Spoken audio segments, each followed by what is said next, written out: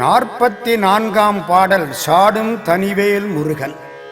முருகன் திருவடி நம் தலைமேல் பொருந்தினால் அது பேரின்பம். அதற்கு திருவடி தீட்சை என்று பொருள். அப்பர் பெருமான் இதை கேட்கிறார். திருச்சக்தி முற்றத்து சிவபெருமானிடத்திலே போய் கேட்கிறார். கோவாய் முடுகி அடுதிரல் கூற்றம் குமைப்பதன் முன் பூவார் அடிச்சுவடு என்மேல் பொறித்துவை போகவிடில் மூவா முழுப்படி மூடுங்கண்டாய் முழங்கும் தளர்க்கை தேவா திருச்சக்தி முற்றத்து உறையும் சிவக்கொழுந்தே என்று கேட்கிறார். திருநல்லூரில் அவருக்கு திருவடி தீட்சை கிடைத்தது.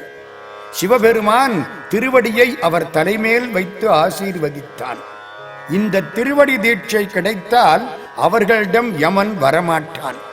அவர்களுடைய தெய்வத்தன்மை அதிகரிக்கும். இதை மாணிக்கவாசகப் பெருமான் பூவார் அடிச்சுவடு என் தலைமேல் பொறித்தலுமே தேவானவாபாடி தெள்ளேனங்கொட்டாமோ என்று பாடுகிறார். இந்த பேரு அருணகிரிக்கும் கிடைத்தது. முருகன் திருவடி அவர் தலையில் பட்டது. தலையில் மட்டுமா பட்டது? தாவடி ஓட்டும் மயிலில் பட்டது. தேவர் தலையில் பட்டது. அருணகிரி எழுதிய பாவடி ஏட்டிலும் பட்டது. இதனால் மகிழ்ந்த அருணகிரி பகைவர்களை சாடும் தனி வேலாயுதத்தை உடைய முருகனுடைய சரண கமலாலயம் என் தலையில் மணிமுடிபோல் சூடப்படுமாறு முருகன் தந்தருளிய திருக்கருணையை நான் எப்படி சொல்லுவேன்? அதை எடுத்துச் சொல்லும் தரம் எனக்கில்லையே என்று பாடுகிறார். அந்த திருவடி பரமஞானிகள் அடையும் முத்தி என்னும் வீட்டில் பட்டது. தேவர்களின் மாமுடியில் பட்டது. 4 வேதங்களிலும் பட்டது. வள்ளிமலை காற்றில் பட்டது. திணைப்புனத்தில் பட்டு மனம் பரப்பியது. இப்படி சென்ற இடம் அத்தனையும் மனம் பரப்பும் திருவடியை என் தலைமேல் சூட்டினானே, இக்கருணையை என்னவென எடுத்துரைப்பேன்? எம்பெருமான் திருக்கருணை இருந்தவாறே என்று மகிழ்கிறார் அருணகிரியார்.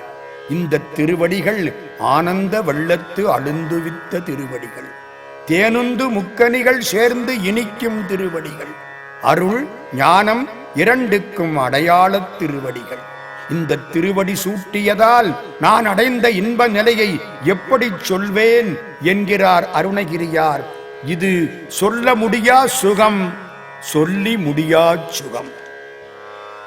சாடும் தனிவேல் முருகல் சரணம் சூடும் படி தந்தது சொல்லுமதோ பேடும் சூரர்மா முடிவேதமும்